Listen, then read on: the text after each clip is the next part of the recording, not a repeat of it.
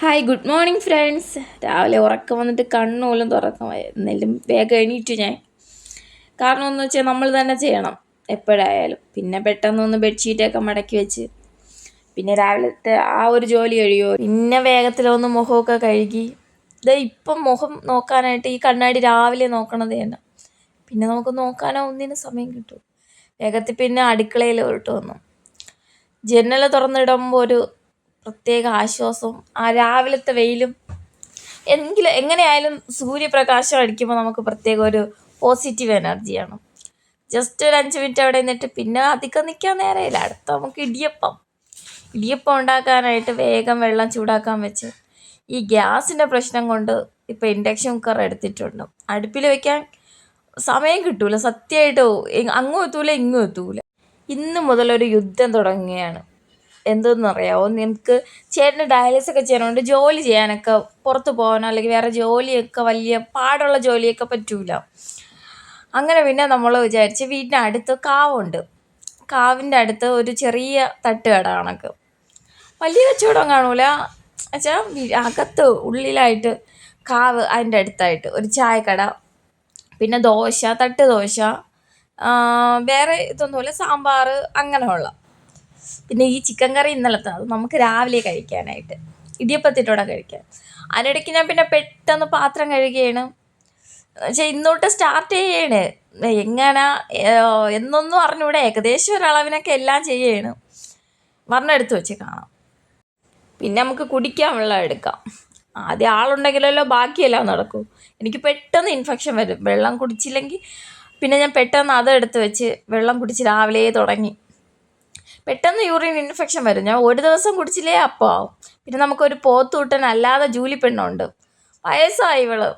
പിന്നെ ഇവക്ക് പെട്ടെന്ന് ഫുഡ് കൊടുത്തിട്ട് പിന്നെ പെട്ടെന്ന് വീട്ടിലോട്ട് വന്നപ്പോൾ അകത്ത് കയറിയതേ ഉള്ളൂ. അവിടെ അടിയടങ്ങണം. ഞാൻ മൈൻഡ് ചെയ്യാതെ പിന്നെ ഞാൻ അടുക്കളയിലോട്ട് പോയി എൻ്റെ മാവ് ആടുന്നുണ്ടോ എന്നൊക്കെ നോക്കി, ജസ്റ്റ് അതിൻ്റെ പരുവ് ഒന്ന് നോക്കി. പിന്നെ നമുക്ക് അടുത്ത പരിപാടിയിലോട്ട് പോകണ്ടേ.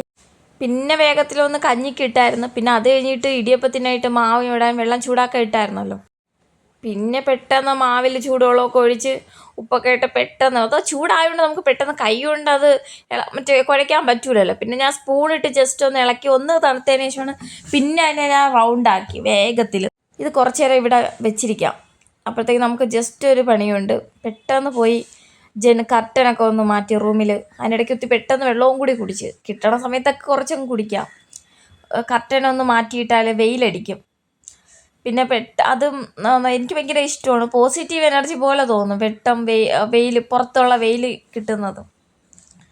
പിന്നെ ജസ്റ്റ് അവിടെ കൂടെ നോക്കിയാൽ ജൂലീനെ കാണാം അതിനിടയ്ക്ക് കൂടെ. പിന്നെ നമ്മൾ ഹാളിൽ വന്ന് ഇന്നലെ അമ്പലത്തിൽ പോയായിരുന്നു. അപ്പോൾ അവിടുത്തെ ഉത്സവമായിരുന്നു. അവിടെ നിന്ന് മുറുക്ക് മേടിച്ചു.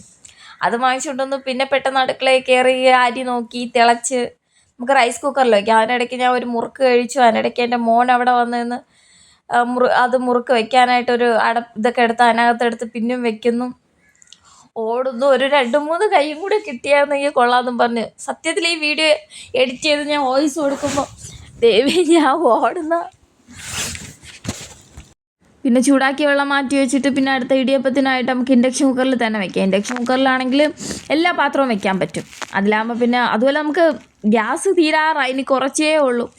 അതിന് വെള്ളം വെച്ച് കൊടുത്തിട്ട് പെട്ടെന്ന് തേങ്ങ തിരികെ ആ ചൂടാവണ നേരം നമുക്ക് പെട്ടെന്ന് തേങ്ങ തിരുവി മാവ് പീച്ചി വെക്കാം. അപ്പോൾ പിന്നെ അത് ചൂടാവുകയും ചെയ്യാം, നമുക്ക് വേഗത്തിൽ വെക്കുകയും ചെയ്യാം. അപ്പോൾ പെട്ടെന്ന് ഇടിയപ്പമാവും. ഇടിയപ്പത്തിനാണെങ്കിൽ ആ കറക്കിയിട്ട് ഒരു കൈ വേദനിച്ചപ്പോൾ പിന്നെ അടുത്ത കൈ, കാരണം പക്ഷേ നമുക്ക് പെട്ടെന്ന് സ്പീഡിന് ചെയ്യുന്ന സമയത്ത് വേദനിക്കുമല്ലോ. അങ്ങനെ പിന്നെ 2 കൈ മാറി എന്ത് ചെയ്തു, ഞാൻ പെട്ടെന്നാക്കി അങ്ങനെ ഇടിയപ്പത്തിന് പെട്ടെന്ന് വെച്ച് കൊടുത്തു. അത് കഴിഞ്ഞിട്ട് പിന്നെ മാവ് കുഴച്ച് ആ പാത്രവും അതെല്ലാം കൂടി പെട്ടെന്ന് കഴുകി വയ്ക്കാം. അല്ലെങ്കിൽ പിന്നെ അതും പിന്നെ കിടക്കും. വലിയ പാത്രങ്ങളായതുകൊണ്ട് അതിൽ കുബാര കണക്ക് കിടക്കും. അതും പിന്നെ പെട്ടെന്ന് കഴുകി വെച്ച്. അപ്പോഴേക്ക് നമ്മൾ ഗ്രൈൻഡറിലിട്ട മാവ് ആടി തീർന്നു.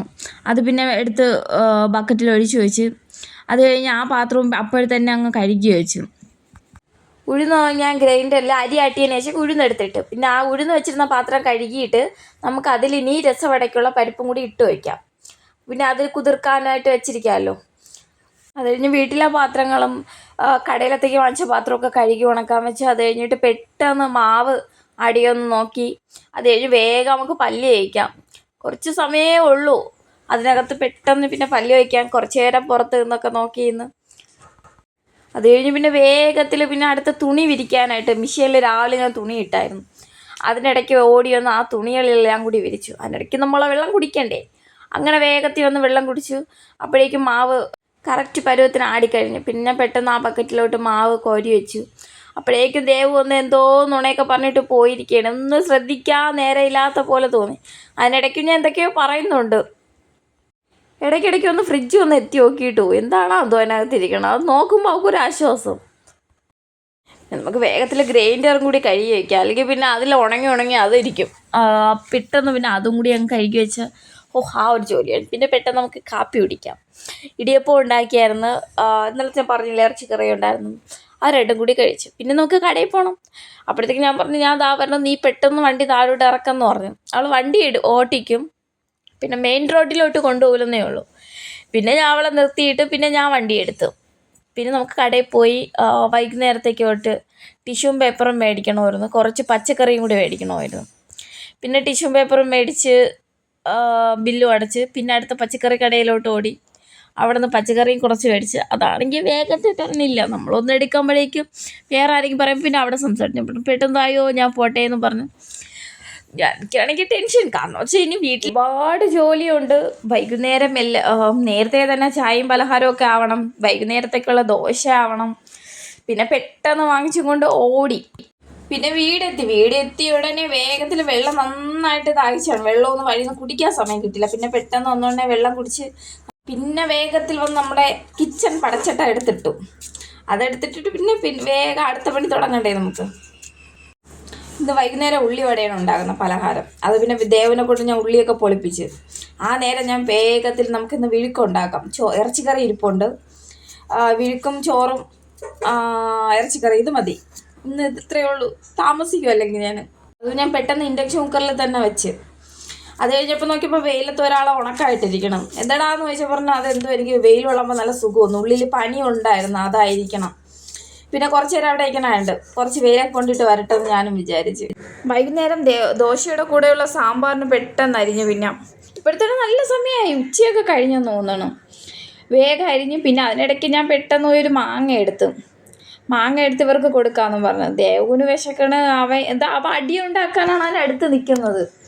എന്തെങ്കിലും പറഞ്ഞ് അവളോട് എന്തെങ്കിലും പറഞ്ഞ് അടി വിടണം. ഇനി അടുത്തുനിന്ന് മാറൂല, എപ്പോഴും ഇതിൻ്റെ ഇടയിൽ എവിടെയെങ്കിലും കാണും.